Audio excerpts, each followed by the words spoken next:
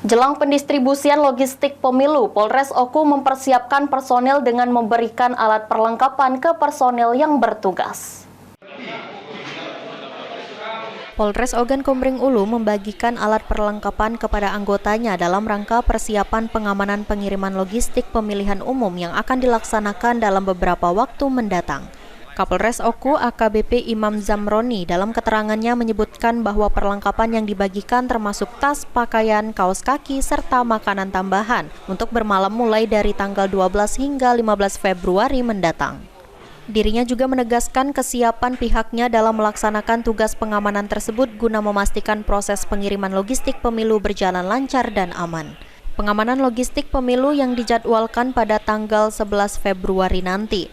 Pengiriman logistik pemilu menjadi salah satu tahapan krusial dalam proses demokrasi dan Polres Oku siap berperan aktif dalam menjaga keamanan dan kelancaran pelaksanaannya. Hari ini kami menyalurkan kebutuhan perlengkapan perorangan.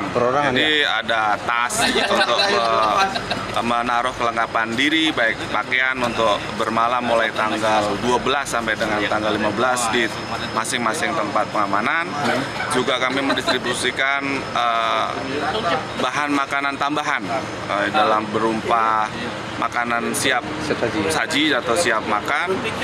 Kalau bahasa TNI ataupun Polri-nya itu ramsum atau dalam bentuk kaleng yang sudah siap makan, termasuk juga sarana kelengkapan lain seperti jaket maupun jas hujan.